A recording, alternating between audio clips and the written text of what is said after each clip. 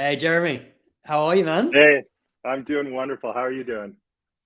Yeah, well, thanks. Good to see you again. It's been, Absolutely. Yeah. It's been a while.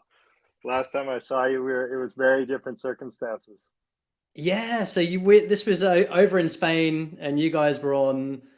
Was that like the final recording for We the were over film? in Spain, yeah, shooting Esperanto bike film, and it was actually the second last shoot we were on. We snuck one last one in with Semenuk and Justin Wiper, but that was the second last shoot. Super high pressure. We were releasing the film that spring. It was, yeah, we'd actually went to Spain just to avoid the snow and just get away. We couldn't shoot in any of the northern hemisphere. So yeah, it was very I don't want to say stressful times because it's mountain bike videos and they're always fun, but yeah, on the mountain bikes like filmmaking scale, it was one of the more stressful shoots. Yeah, because everything. I remember we were talking. You were Mm. like all the schedules and the tour. Everything was booked out, right? So you kind of had this. Mhm. You had this deadline that you had Totally. to hit, and it's sort of like you just in the hands of the gods with the weather, and yeah. Absolutely. You kind of well, you need a deadline. I've done like 3-year films, 6-month films, everything. And no matter what, you shoot right to the bitter end. You're editing till the night before. But this one was particularly tight because we started shooting actually in I want to say September, and Mhm. so we got some northern hemisphere stuff in. But then it went. We had to go to Spain just to try and find. We went Spain, Ecuador, a bunch of places just to escape the snow and keep filming. And we were working with Emil Johansson, and he is like a very very busy athlete, so just to get his schedule locked down and then be able to get a segment he's also I don't want to say it was his first film segment, but it was definitely a fresher one for someone who's won so many contests. The film world hasn't seen him a lot, so it came with all Yeah. this extra pressure to live up to what he was capable of. So yeah, and long story short, it was the pressure was on, which luckily we had like the dream team there. We had Clay Porter, John Chandler. We had Aaron Whitley, Griffin, like these ace cinematographers that were used to the pressure. And then obviously Emil is no stranger to pressure. So it was classic. Like the very last day, half the segment was shot.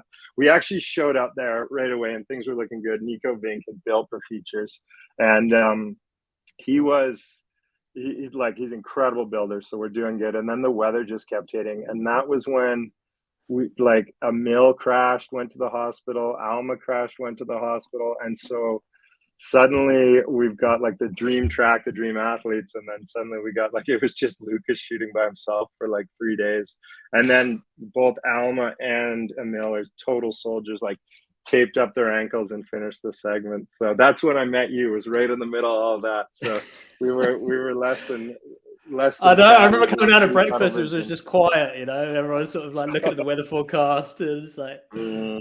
like, man, Yeah, I hope it clears up because, like, I mean, building that slopestyle course that took a couple of weeks to build that as well, right? And absolutely. Yeah, and that's it. Like that's its own podcast. Like it's funny. Nico's an incredible, like one of my favorite builders and one of my favorite riders, and he built that for us. And watching him, how stressed he was, how like the time was coming up, the weather was falling apart. Obviously, he's building for a mill, so that the pressure comes from that. And I was watching him, and it reminded me of filmmaking. It's like that when you finish a film, you're like every film you finish, you're like never again. I'm never doing it again. I'm getting a day job. Like it's so it takes every ounce of your soul. And watching Nico build that course, it was the same thing. He was like he was incredible, but you could see his soul just draining from him every time. It was like they were working all night on the course, everything. We just kept getting rain in this area in Spain that never gets rain. So we yeah, picked it because it never gets rain. But once you get that rain, it's game over in the soil. So luckily again, like Nico and his dream team pulled it together. But I think I've been doing this 20 years, and I think it was like not the skill level of 20 years, but the relationships from 20 years where everyone was just the best at what they do and made a situation that shouldn't have worked into one of the best segments in the film. nice. And Yeah. how did the tour go when you got back and when you finished everything? And It was full on because we normally the dream is to do like shoot the film and then take all winter to edit it. But we were like editing as we were shooting. I was editing up in my room at night. Like we released a teaser when we were there. It was just a super Oh tight wow. turnaround. Yeah. So we came back and cut the whole film except for Brandon's segment, sent the whole film off to get colored, Brandon and Justin Wipers, and then shot Semenuk's segment and what with Wiper, and they and while the rest of the film was getting colored, came back, cut that segment, slid it in, and we had it in the premiere like a week later. It was pretty crazy. So yeah, but that's, I don't know, that's, like I said, it's like any art form, if you're given, I also do Red Bull Rampage, and we take like, we have 10 days to do the what is it, 3 to 5 hours of programming that exists there. Obviously a bunch of that's live, but all the features and everything. And we have a post team that can do all of that in 10 days. But then Okay. I've spent like 4 years on Where the Trail Ends, and we used every second of that too. So no matter how much time you have, you use every second of it. I think it just comes from Yeah. caring so much about it. Yeah. And man, I want to talk about all, like, all that stuff, but like kind Totally. of, I've got so many questions around it. Like, Yeah. but jumping back to like Totally. how you got into filming.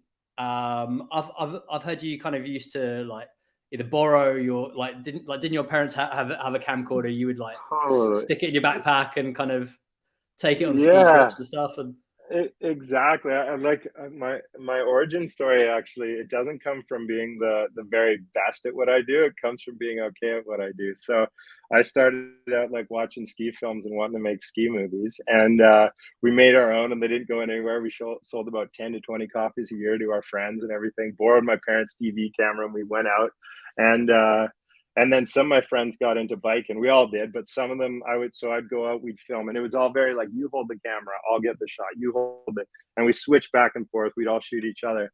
And then eventually some of my friends started like 360ing off drops and stuff like that. And so I volunteered to take the camera a bit more because I didn't want to do that stuff. So this was all very your school much, friends as well, right? oh, Like, absolutely. So I graduated in Nelson, British Columbia.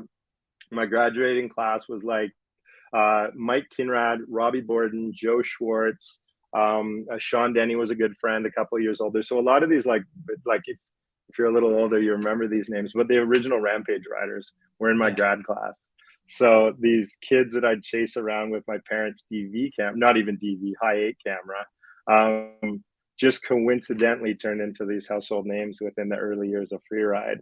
So it was total dumb luck just chasing them around. And same like even the early years, like Red Bull Rampage started, and it, like a bunch of, I forget, I want to say Kinrade got 5th and Bourdon got 3rd that year at Rampage. So that's my grad class. Like the year after we graduated, that the first Rampage happened. So I want to take like from an origin story, I want to give some like work hard and focus on your dreams. But it's so much of it was just being in the right place at the right time, and not wanting to hit the 20-foot drops, preferring to hold the camera.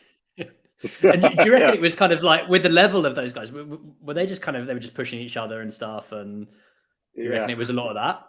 It was totally like, it was so incredible, the progression. Like every year it doubled. Like it was a 4-foot drop next year, 8, next year, 20, like it, and just, flips and everything happened so quick that it was such an exciting time to be part of. And then you also have these films that only came out like once a year. So you didn't Yeah. get what you get now, which is like Instagram and seeing the progression unfold real time. So everyone would kind of disappear, make their film segments, and then share them with the world a year later. And that one film premiere, the entire sport would change in one night. Unfortunately, we drank so much you didn't remember that one night, so you had to watch it about 20 times after. But yeah, uh, And what did you do like? So like when you got into it and everyone was kind of did you sort of think that you wanted to focus on filming and kind of take it like make that into a job and sort of do that around biking when free riding was kind of almost in its infancy, right? absolutely. And I've always loved filmmaking and everything. And I think I'm a product of Nelson, BC, which has these incredible mountains, incredible skiers, incredible bikers. So I knew I wanted to tell stories and document things and travel the world. And that just like became an outlet. And then I also like I did my own films with Mike Kinrade, pro rider, who was at the original Rampages. We do our own. We travel around. Like, we had no budget, no pay. We'd eat bagels and cream cheese, sleep on couches, travel around with TV cameras. And those started to do decent. But then Derek Westerlund from Freeride Entertainment, he'd originally been cutting his films down at Matchstick Productions down in Crested Butte. And so this third film, he wanted to cut it in Nelson, BC. And so he'd seen the editing I'd done on the other films. So I came in like early with Freeride Entertainment, and I kind of was given this rough chance to be like, all right, put an assemble together, and then the boys from Matchstick will come up and finish it. And so I put my heart and soul into NWD4, cut the whole thing. And then Murray Weiss from Matchstick Productions came up, and I kind of stepped out of the edit suite. They jumped in, and I came back in, I want to say 2 or 3 days later, and they'd added one transition to the whole film. And that was kind of my origin story, starting with them. So I did nothing to the film. They changed one shot or one leg, put a cross dissolve in or something like that. So and from then on, I was kind of worked with Derek on his films. They do an annual, like the New World Disorder series. So I came in as an editor, and then slowly started to become like a creative director. It was like an incredible team of people back then. The list now is like if you look at those early days of Freeride Entertainment, it's like Alex Phosphate is one of the like most prolific action sports DPs of all time. Brad McGregor is now the second unit director of photography on things like Deadpool and films like that. He's a specialty camera out of Vancouver. Eric Crosland founded Sherpa Cinema. Dave Mossop founded Sherpa Cinema. And I'm sure I'm missing some, but they're like that nucleus of people trickled out to action sports, and are some of the people I looked up to the most now in action sports or in cinema in general. Yeah. So yeah, it was an exciting time. Sick. And were you kind of like, was the plan always to kind of become like a creative director and kind of do your own films back then? Like, were you kind of thinking like that's what you wanted to do, and sort of almost doing the editing, doing the cinematography, learning everything about it, right? And then sort of combining those skills and putting it all together. Totally. I think and I imagine if like most filmmakers out there now, if you're getting into it, you wear every hat. But back then it was hyper specialized. But if you get a chance to edit, do it, because that's where you see every failure. By the time the film's up, you see just the shiny stuff. So I gotta go through the best shooters, best athletes, best producers, everyone, all their raw footage, see it, see the vulnerability, what worked, what didn't. And then I also, back then there wasn't really a lot of creative direction. You just went out, got the best stuff. So I want to say around New World Disorder 6 or 7, I started being like, well, why don't we do it? Like, I had this, Kurt Voorhees had this amazing segment, and it was right when HD cameras came out, and I was like, all right, we can actually put a microphone on him. So he had a microphone, and I cut the whole Kurt Voorhees segment to No Effects song, but I put all the bike audio in underneath, which had never been done because we always shot 16mm film.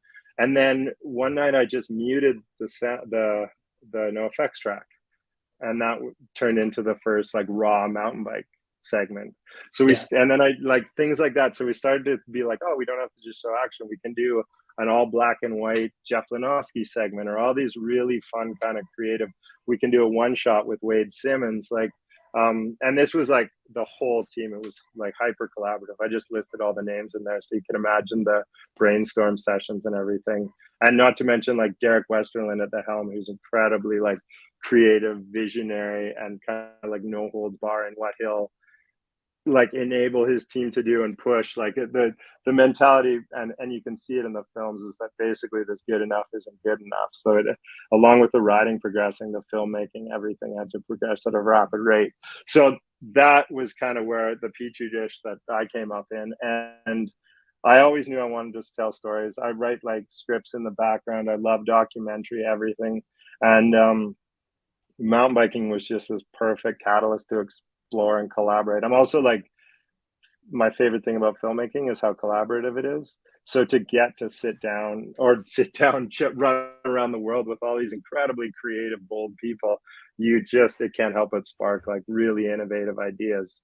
Not just in action sports, but in like filmmaking and everything like that. Like when those early days, like Alex Fosfed was doing the first cable cams, the first helmet cams were happening. Like all this stuff we take for granted now was like the first times were happening back then. And with those ideas back then, I mean, was it kind of everyone pitching in? So it would be the athletes, but then it would also be, it would be the whole creative team, right? And everyone's like, oh, Absolutely. we could do something like this. We could do it a little bit different. And 100%. And like innovation was so essential to like all the athletes. You didn't have a segment because it was shot on 60 millimeter film. I remember like Wayne Goss was trying this like switch trick where he's just riding backwards for a while, and I think they went through a roll of film. And I was going through the raw footage, and Westerland came over my shoulder, and there was a phone call immediately, like, "What is going on?" Like, film's expensive back then. You didn't try stuff. You didn't. Nowadays, you're like, what if we try this? Cost nothing. Oh, we'll see.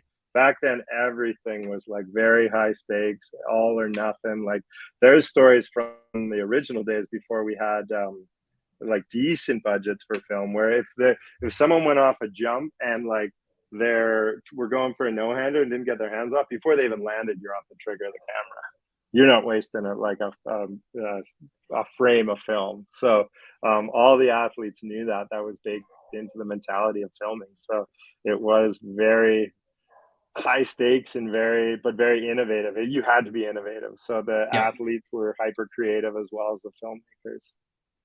Do you reckon they would hold back more than they would do now, knowing that they can try different things and they can, or they were just taking it as big risks, right? Maybe even more because it was sort of first time for a lot of things. And absolutely, I see it now a lot. Like there's so much content. You can be an athlete and you'll get pulled on 10 shoots, and some of them will be for sponsors and this, and you just want some nice backdrops. And back then it was progression or nothing. And there were like, I'm not sure if I have my numbers right, but like 10 or 12 segments in a film, and that was it. So those spots were very coveted. You had to earn yours, and like every segment was needle moving. It wasn't in the film, and like this, it was. Like nowadays there's so much content, and even like, and I'm a huge fan of storytelling, but so much storytelling, you don't have to do the most progressive stuff. But back then, at least from in the New World days, it was all as progressive as you can get. A bit of travel and stuff like that, but even the stuff that went down in traveling was like, it felt like everything that happened hadn't been done before. Every single film. Yeah. Yeah. And what about like all the new locations as well that you're going to? Yeah.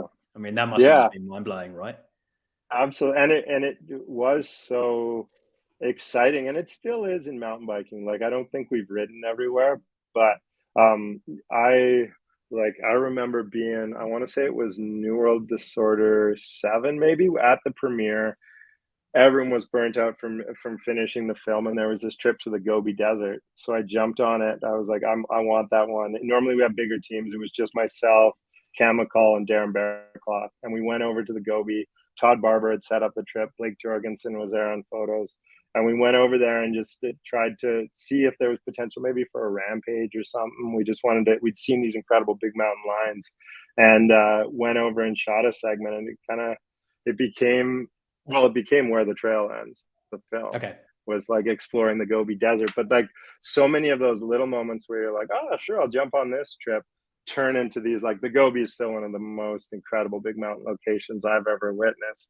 But it didn't start with like 5 years, we got to get there. Todd Barber was like, let's make this happen, and we jumped over there. So there are, looking back, so many like kind of iconic moments that steered these big films and projects or segments. But back then it felt, we were just like, all right, where do you need a stamp in your passport next? Let's try this one. And were you looking at like kind of any other sports or any kind of films or documentaries for inspiration? I mean, were you looking at things like, I don't know, what they've kind of done in surf maybe back in the day with like exploration and stuff? And absolutely, yeah, and there was skiing and snowboarding and I would say the early years it was skiing. It was like watching what Teton Gravity Research were doing, Matchstick Productions were doing. They just had this incredible formula of like the best music, the most progressive riding. And so that was a big early influence. And then as like that was New World Disorder happened for 10 films. And then when the 10 films, Derek basically decided that was it. He wanted to go out on top and just step away. So from that, the formulaic one, doing one every year. And so then it was like, we're looking around what's next. And there was, I think Art of Flight had just come out and was getting a lot of hype, that kind of like really high planet Earth production. But I was also really inspired by the Jeremy Jones series, like Deeper, and those kind of more documentary driven, a bit more storytelling. And then I forget the name of the surf film, but there were a few surf films that really celebrated where they went. And to a degree, when we went places, we had incredible times, but we showed like 3 or 4 scenics and then just cut to the action. So to see these surf films that really romanticize the culture, where we were, let you travel with the athletes instead of just seeing it, that was a big inspiration. And then that turned into Where the Trail Ends, which was this incredible time in mountain biking when the film was still like reign supreme and the budgets were there, and you could go to, I forget how many, we did like 6 exotic locations around the world and had these incredible adventures, and the teams to document it. I want to say like, I don't know if we were the first to do it, but Where the Trail Ends is when we had a sound person with us. It was Greg Picard. Was this like around, this is like early 90s then? Sorry, early 2000s? Yeah. Yeah. Okay. This would have been, I want to say like, this is more like 2010, 2012 -ish. Okay. Yeah. So the New World Disorder series happened from, I want to say like 2001 to 2010, somewhere in there. And then after that, it was like, you know, where do we take it next? And that became these exploratory adventure films. And that was like an incredible time because like, and then the follow-up film to that was North of Nightfall, where we went to the Arctic. I can't even fathom like some of these places are so remote and inexpensive and ambitious. Like I imagine it'd be hard to like pitch that kind of stuff now because it is so social media based and you need so much trickle down content and everything. But back then the film was the North Star and everyone was chasing these big progressive films. So we got to do these like once in a lifetime trips, and probably like, I don't know, 10, 20 of them. So again, like, I don't know, as everything grows, it feels like timing. I feel very lucky to have been a part of those early days. Yeah. And being a part of like with the whole scene of progression and Red Bull Rampage and what was happening there. I mean, you've kind of, like, as we were talking just before this, you've been working on that since its inception. And how's that like when it started? And the whole Rampage experience. Totally. It's been, what's the term, of like a frog boiling in water, where it's happened so gradually that I don't know if I've really felt the overnight changes, but it's always, to me, and it still is, like a core group of friends out in the desert. It's so beautiful. Like, it's such a great group of human beings. My favorite day of Rampage isn't finals, the night before finals. It's like first day of building. Just getting to see everyone. It's like this community that's been together for like, Kyle's been there for all 20 years, 21 years now. And guys like Cam Zink, and even like, guys like Darren Bearcloth, who aren't competing now, are still there. Josh Bender, they're still there as judges and everything. So that's incredible. And that stayed the same. In the early years, it was definitely, no one knew what was possible. You would show up, and the first year it was, most riders just went down one ridge, and there was a few Canadian guys that went to another ridge and kind of like made it not a slope style or a formulaic course. It started to be that imagination of where you could go, and then I think a lot of the people who went over to that riders left line ended up with higher scores. So that payoff people kept exploring, and it got bigger and bigger. And even because they did 4 years and then it went on a hiatus. Even that, like, we would do the New World Disorder films and we would premiere it in Las Vegas right before that. And the sport would completely change, the most progressive riding ever.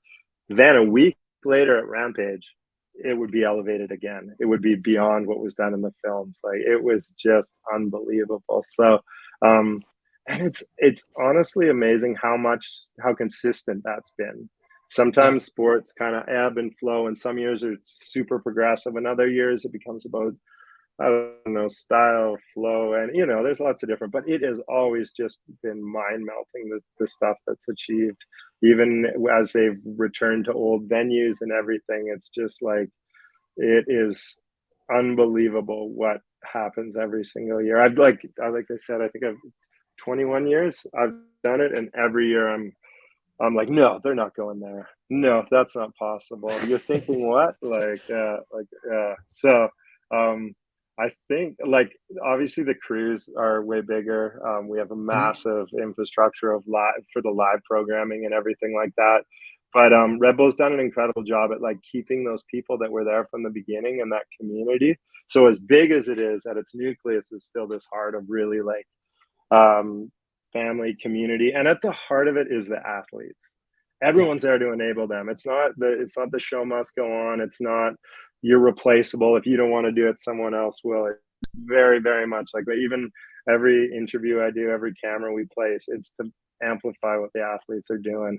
And I hope that's one of the reasons it's been so good for so long, is just really just being a microphone for the athletes instead of trying to be the production, trying to be center stage. Yeah.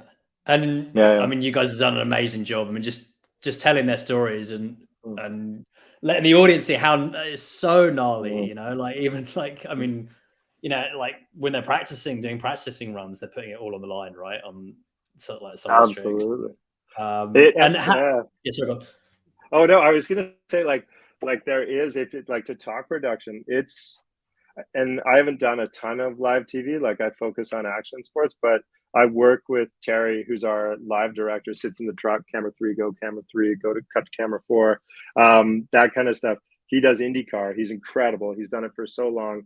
And he says it too. There's nothing like it. There's no rehearsal. We don't get Yeah, to see a single run T to B, figure out how to cut it, how to shoot it, where to put the heli, where to like, all of that happens once, maybe twice. So it's as high stakes as television gets too, as far as like just covering the athletes down the line, and that's keeping them in the frame. Then there's like the tops are usually super steep, so you got to make sure that is like you're as out as far as you can so that you can see how steep it is. If you put cameras in it, it'll soften it. But then the tricks, there's a shelf at every Rampage venue. Must have been, I don't know, whatever, 200 million years ago, there was an ocean floor there or something. But that same shelf at all the venues is where usually you'll see Tom and Zink do their gnarliest big features. So we yeah, always know we need this like these classic across shots, but also wide angle shots off that. And then the bottom is classically a lot more tricks and everything. So it's how do you get in close? Guys like Reader, Semenuk, all of them now are getting these really technical tricks that if you shoot too wide, you miss. So much goes into kind of like crafting it, but it's all hypothetical till game day. So yeah. yeah, And would you yeah, speak to them? Are you speaking to all the athletes, speaking to their team, the builders as well, to try yep. and figure out what kind of runs they're going to do without obviously like you know they're not going to like without giving too much away. You kind of like just trying to figure out what they're going to do where on the course. It is And all of it is like they're all friends, so it's trying to yeah, not like, I don't know. Like I never ask them what they're gonna do, just where they're yeah, going. So I'm yeah. not like, You what are don't you want to gonna get in their do head off too there? much, Yeah, right? It's no, like no, and yeah, absolutely. And like and like they're all the best in the world, but I from all the listening I've done at Rampage, it's 90% in your head. So you want to respect that headspace, not, I don't know, I say like kook them out or trip them out or get them thinking too much about stuff. Like Van Steenbergen's a good friend, and we did a feature on his recovery because he had a crazy crash, and just wanted to make sure he was good with it. He had a really gnarly crash the year before, so I showed it to the feature that we're going to show in the live broadcast to him, a 2 minute piece on. And he was like, he said it messed with his head that day. So you're constantly trying to enable them and not kind of psych them out. So but in the same breath, we don't have, it'd be almost impossible to have every line covered by cameramen. So we have cameramen running around, so we have to know where they're going. So I work with like the whole team at Red Bull, and we have another like brilliant producer, Aaron Whitley, who will go and get each athlete to draw out their line. I'll talk to them a bit. Like, Mhm. I remember, what was it? Godziak wanted a wide angle underneath of the canyon gap, and who was it? Dylan Stark wanted a long lens, and then he wanted the wide angle for his replay. So we'll do that to a degree, but most athletes, we've done it long enough. They let us do our job, and they're just want to make sure that it's documented. But even then, like, Dylan Stark hit a rail at the bottom of his run and didn't tell me. And then we shot it too wide. You could hardly tell. So it's constantly evolving. And, like 21 years of this, and I never saw a rail coming. So next year, I'm going to keep my head on a swivel for that. Where do you think it's going? Like with the progression and kind of. Yeah. I think, honestly, I don't even have the imagination for it. And I've seen it this long. Every year they show up, like, some of the stuff, Zinc, like, Zinc's kind of every year I show up at Rampage, and before you make your way up the mountain, you hear Zinc's gonna do this, Zinc's gonna do that, and it's like, oh god, what's he bit off? But the second I find Zinc and talk to him and he walks me through it, I'm like, oh, he's good, he's got it. Like the year he did that huge step down flip when Amanda was like 9 months pregnant, the whole time everyone's like, he's gonna flip it, I'm like, I don't even know if that's possible, this is crazy. And then sit down with him, and he's so calculated, confident. I was like, oh, he's got it. As soon as I talked to him, I'm like, I know he's good, we're good on that. And then I asked him if he was cool if we put a camera with Amanda, so we could share a bit more of that human element to it. And I think the particular piece we did that with is still like one of the top viewed pieces on Red Bull's YouTube site, just because we included, obviously what Zinc did was like spectacular athleticism, but adding that human element of, like, they call them caveman stories, but a story anyone can relate to, which is the pregnant wife, the father-son relationship, or father-daughter in that case.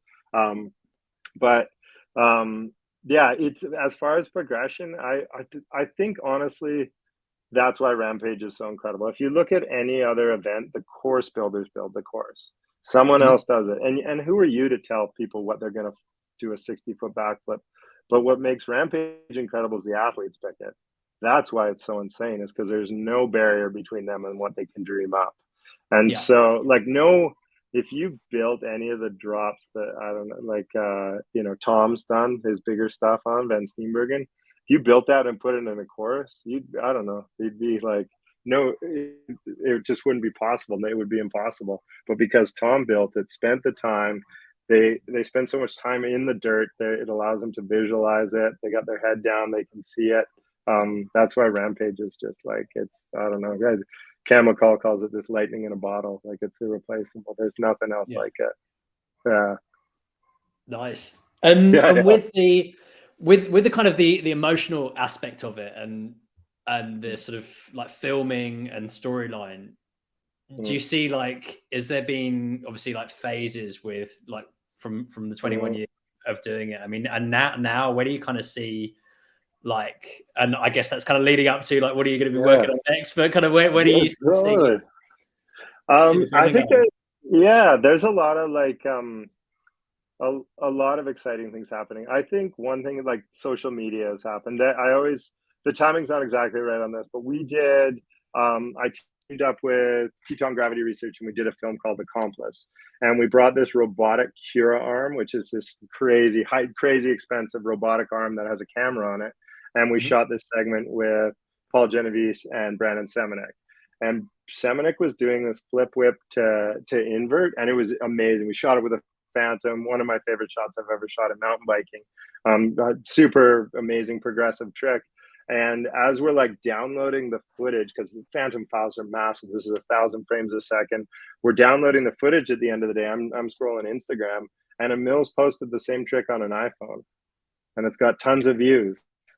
And so this transition of, so progression is, the home of progression is, whether we like it or not, is starting to be social media. That's where the craziest stuff happens. You can see it that night.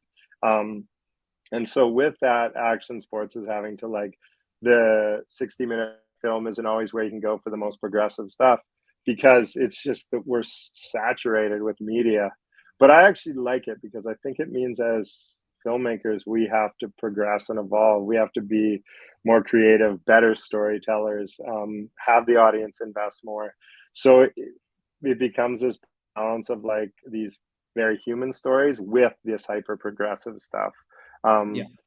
And especially in mountain biking, and Rampage is another great example. Those little 1 minute features we do before, like if you know the sport, you're like, oh, I know Zink's whole story, just get to his run. But if you don't, you care. Otherwise, he's just this crazy guy with a full face on. There's no investment. You don't care whether he makes it or not. So Yeah. to get to, like I say, like these athletes are my friends, and I want my audience to feel as worried about them when they go for this stuff as I am.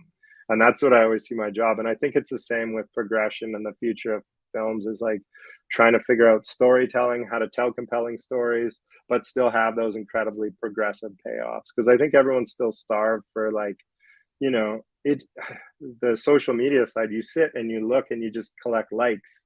You know, you post something and then you get however many likes. That still for me does not compare to a sold out theater of cheering fans seeing your thing for the first time, your stunt. So I think that's still important to protect.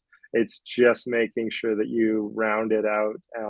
The last couple films I've done, like Esperanto, another film I partnered with Teton Gravity Research on, we had that incredible segment we were talking about earlier with Emil, Lucas, and Alma, all like almost every trick I'd never seen before. But we also had a segment with this young kid from Africa who had kind of like grown up in poverty and had been borrowed a bike and then ended up using that bike to win a race, took that money, bought a bike, and is now in the Zambian national team. And that segment got as big cheers as Emil's 3 triple bar off this massive drop. And so both I think are important. And I think that's what's so exciting right now is you have to flex a few more muscles or exercise them to make a good film these days and pull people in. And I guess like the athletes will kind of go in two ways as well, right? I mean, maybe some are kind of sort of, or I don't know if they're going to be doing both, but like the ones who are sort of are good on social and obviously they know it's part of their job, but like it's kind of, they're going to sway more towards that and it's quick clips and stuff like that. And then others, I don't know if they're sort of thinking that it would be good to have that, almost that legacy piece of having a feature. Absolutely. And that's what makes the film so great is you get a little of everything. I won't name names, but some of the guys I'm lucky enough to work with, like, will do very little story and some are all for story. And it like Cam Zink and I, like, but one of my favorite things of every shoot is getting to sit down and have a Cam Zink heart to heart at the end with the camera rolling in an interview.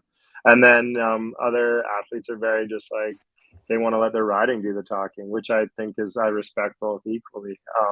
And so I think it's personal and you got to leave room for it. I don't like I said, I like to kind of be a microphone for where the athletes want to go. I don't want to steer them or fit them in a box they don't want to be in. If they want progression, I'm going to put the sickest shooters with them and get the most mind-melting shots. And if they want a heartfelt story, then I'm going to put those people around them. I did a shoot in India with Veronique Sandler and Hannah Bergman, and we brought this cinematographer, Anandi, with us, who was a full doc cine, had never shot mountain biking, but she spoke Hindi, and we were in the middle of India, and the segment turned out incredible because she was like that good at that, like doc listening, interacting with the culture. So again, there's no one size fits all to it. Yeah. And I've heard you say, like, with directing, like 80% of the job is listening, right? Absolutely. Yeah. 100. Yeah. It's 100% of the job is like, yeah. It is really like, you have, so if you surround yourself in a good crew, it's just listening and amplifying. Otherwise, especially there's a buzzword for a long time, but it's like an authenticity. And if you're telling the athlete, you like, we all went through a dark phase, I don't know, maybe a decade ago, where we'd write stuff and the athletes would read it and it would be like athlete VO and stuff. And, audiences are smart. They can figure that out pretty quick. versus even no matter how many ums and ahs and whatever lack of public speaking skills an athlete has, if it's their own voice, it becomes 10 times more powerful. And that's or lack of voice at all, and just the way they ride. So it's everything these days. It's just to be able to listen to your crew, your athletes, and it's safety too. Like, there's a ton of pressure when you bring these cameras out. You can, no matter how good you get at it, like it changes the room as soon as the camera's there. People change who they are. There's more Kodak courage required. So you really got to like be listening for your athletes if they're not feeling it too, and just give them permission to walk away. But most of them also won't do it. I have this, when I was in the Arctic with Carson Storch, we're on like an uninhabited island, 10 hours from the nearest hospital, 200 miles south of the North Pole, the uninhabited island the size of Switzerland. And day 2, they built this hip, and Carson wants like a table to inverse table. And he crashed like 3 times. And I'm like, what are we doing here? Like, this is a big mountain segment. We're here. There's lines 3 times the size of Rampage there. I don't want to see Carson getting hurt on day 2 on this trick. Carson, dude, you're good. Don't worry about it. We're turning the cameras off. And he's like, all good. I'm going to keep doing it. And he hikes back up and keeps going for it. And then we turn the cameras back on, and he gets a shot. And it's like the cover bike bag. And yeah, so they as much as there is that Kodak courage, they're also like very goal orientated. And you know, whether it's getting the shot or not, it's about achieving that one trick or that one moment. So and like now, like what are you looking forward to? What kind of excites you with filming? Well, I think like honestly, there's something that happens with filmmaking where you're gonna get, it's all trends, or it's all like, it's like music. It comes, it goes, everything. Yeah. So if you get too comfortable at the top of any one scene, eventually they're like, at the core of art is like hunting for something new. It's all about that new, fresh thing. So I often throw myself in the like the deep end of like something I'm not very good at all, long before I've been gotten old in one particular genre or gotten played out. So right now I'm actually working a lot in documentary and a lot in scripted, but just at the beginner level, trying to learn it, trying to explore it. I did a 12-minute scripted piece, all actors, everything, that I'll be releasing actually on Valentine's Day. So coming up. And I'm doing like documentaries that have nothing to do with action sports. And I just feel like you have to do that. You have to scare yourself. There's nothing more dangerous than getting comfortable at the top, or I talked a lot, like a lot of my friends have a lot of trophies and have stood on a lot of podiums. And there is that top of the mountain feeling where it gets lonely. And once you kind of achieve, like, you aim your goals at this one particular thing, and then it's tunnel vision focus to get there. And that was action sports for me for a long time. And so you get up there, and then there's this kind of now what feeling. And I think so much of it is actually in the pursuit of those goals versus standing on top of the podium or having these like big shiny films. So I just keep throwing myself in the deep end on something I'm not very good at or don't have a lot of experience at. So I'm still doing a ton of stuff. I'm actually working on a documentary with Tom Van Steenbergen. When Tom had his really gnarly crash, 2 years ago at Rampage, I want to say it was within a week, my phone started buzzing with texts from him, and I was like, oh no, what's Tom want to do next? Like heal up, dude. Don't do anything crazy. Just like take some time. That was a very real crash. And when I talked to him, he wanted to do a documentary on his recovery. And there hasn't been a lot of light shone on the mental health side of losing that identity, or that like when you are so driven to achieve something, get up every day chasing it, to be forced. I forget how long Tom was on the couch for, but it was a long time. And so I was like, all right, I'll help you with that. Let's film yourself every day, and I'll come over. And I did one of my favorite interviews I've ever done, which was a 6-hour sit down with Tom Van Steenbergen when he was still injured. So often I'll avoid subjects because I don't want to psych athletes out, but I got to get into like, is this selfish? Why do you do this? And that piece will be coming out this year. So things like that, just anything that I haven't done enough of or that scares me is kind of my next project. Yeah, that's cool. I mean, I Yeah. saw the Royal Enfield Yeah.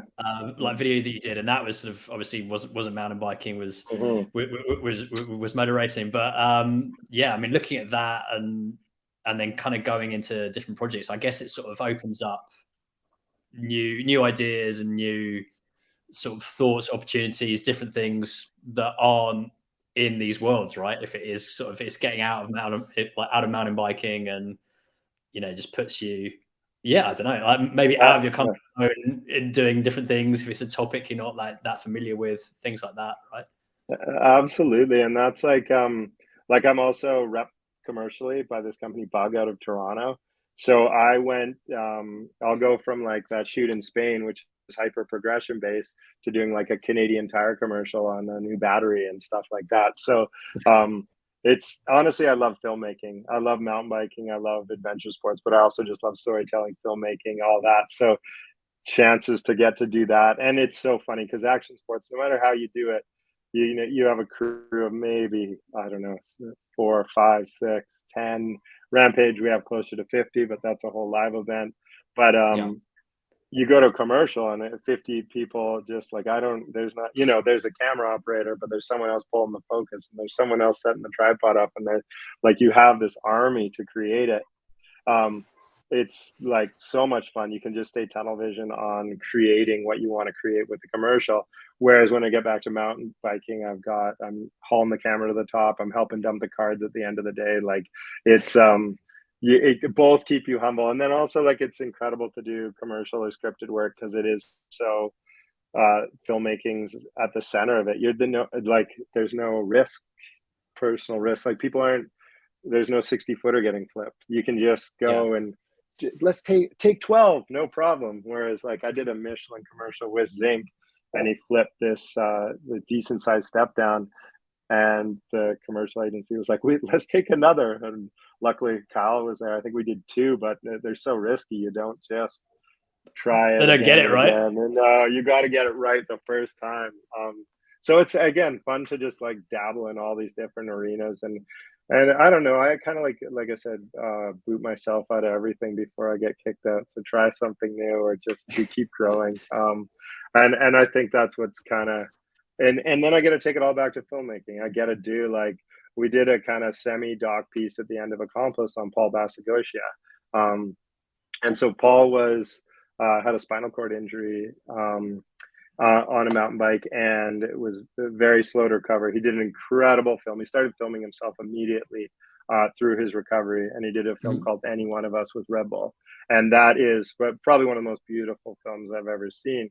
And so I was at the premiere of that with him, and he was talking about like riding his e-bike and stuff, and I was like, oh yeah, okay, that could be a segment, him and his best friend Cam Zink just riding bikes together. No one ever thought they'd see a Paul Basagosia segment again, but Yeah. now I can, instead of tunnel vision on progression, I can take some of the story stuff I'm learning and incorporate that, and probably one of my favorite segments I've ever done, just getting to watch Paul in a mountain bike film again when we thought we would never see him again on an e-bike, which e-bikes were, especially at the time, kind of frowned on. You never put them in a mountain bike film, and there it is. And also explaining why e-bikes are important to get people out, and it's not just about the rock stars. So, and we brought like cinematographer Anthony Vitale out, who shot his whole documentary on his recovery.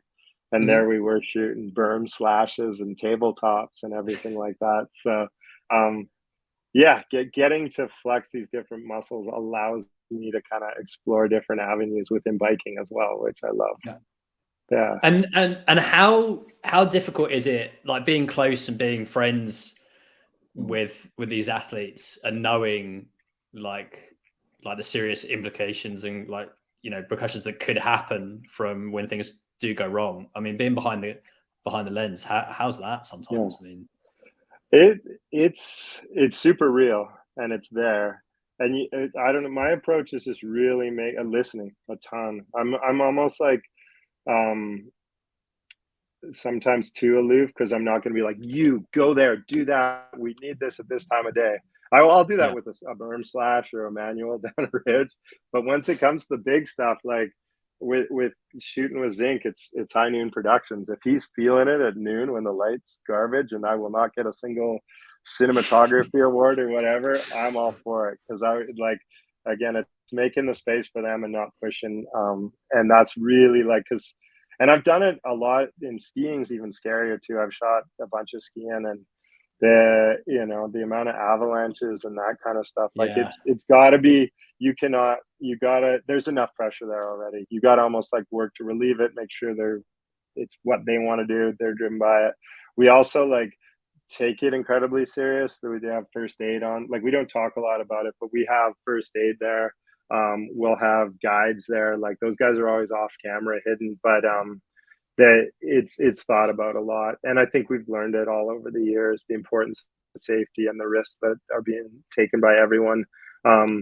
We in the Arctic, when we were up there, we actually had not just like a first aid attendant, but a full doctor. And the Okay. whole shoot, I knew I wanted to do a scene to address it, because it's a film called North of Nightfall with Red Bull. And I knew I wanted the audience to know, because this is like, it sets up the stakes. That's the thing about riding that far away, is if anything goes wrong, what are the consequences? But I saved the scene with the doctor, shooting him going through his medical kit and walking the athletes through it, till the end of the shoot, because I didn't want to psych the boys out.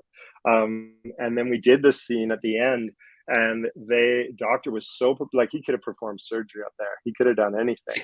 And so the athletes were like, oh, shoot, I wish I'd known that. I would have went for it more. So I should have bumped it earlier in the shoot. And he was also incredible. I have a scene in North of Nightfall where he sits and he asks each athlete their injuries, and it's insane. Like, it's Tom Van Steenbergen, Carson Storch, Zink, and Bearclaw. Their list of injuries is like 5 minutes of the film. And I cut to these moments where the doctor's like looking nervous, but what I cut out was the doctor actually listed his injuries after, and they were longer than any of them. His nickname's Doc Tomahawk, and he's from Whistler, and he's an amazing biker. So, um, but it's very real. It's something.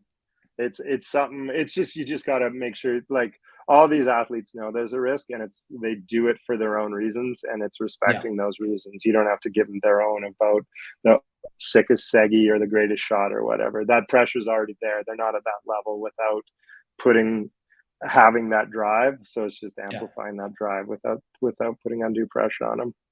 And it's just years of knowledge and skills built up right over time. It's not like they're just suddenly like, are going to try Oh, something like.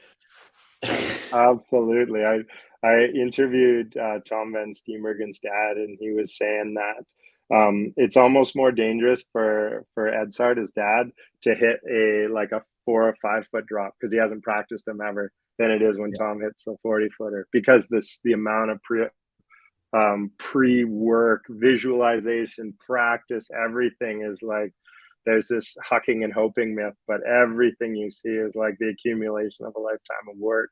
And it's very true, like with all these athletes. And I think back in the early days, there was more hucking and hoping. Yeah. But now it's highly precise. Every one of these people has these incredible, all these athletes have these amazing, beautiful, like, acreage yards, and the whole yard is like jumps. Like, I don't know what the resale value will ever be for them unless another rider buys them. But and most of the guys I know, especially Rampage athletes, have these incredible yards now with flat drops and jumps and everything to train and practice on. So the stuff you see on film is the accumulation of like so much training. Yeah. Yeah. And they're all kind of, like, I was speaking to someone about this the other day, about like sort of like training outside of the sport as well, right? Which was, I guess, frowned upon like years ago. Absolutely. If you're riding, or you were snowboarding or skiing, that's what you were doing. It wasn't like you're going to be going to the gym unless you were trying to do it like secretly and not tell anybody. Totally. And that, I remember that era too. Like, there was this like last person at the bar, first person in the start gate Yeah. mentality in the early days. It was party as hard as you can and then go out and win. And then a few of the athletes started just being athletes, and they started training, stretching, not partying the night before, visualizing. going to sports therapists, everything. And I remember even at the beginning, it was like, well, they won, but they, you know, they didn't work partying with us. But then the level, all those kind of the more athletic driven athletes have taken it is like, yeah, it's unbelievable. It just So jumps up. it's phenomenal. And now it's a healthy mix. It's knowing, I mean, now it's partying at the party with your trophy instead of the night before. So so, cool. And what's the best way if people want to, if they want to reach out to you, or if they want to follow what you're up to? How can they do that? absolutely. I think best I usually try and keep my like social media up to date. It's just Jeremy_Grant on Instagram, and then jeremyreedgrant.com is my website. Cool. And yeah, that's the best way to keep an eye on what I'm doing. I've kind of, like I said, the next things to come out are going to be like a scripted piece and then a doc, but I can't mention anything yet, but there's a You bunch can't of say really too cool much. mountain bike. No, it's always, yeah. It's best to talk about the projects you've just done, everything.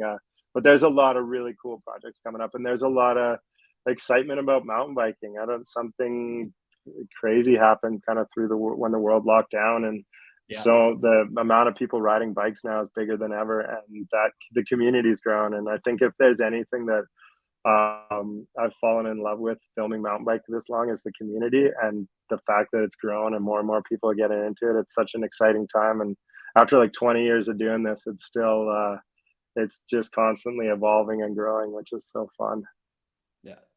Awesome. Yeah. Cool, man. Jeremy, thanks so much for coming on the show, dude. It was awesome chatting. Awesome. Really appreciate it. Thank you. Just it.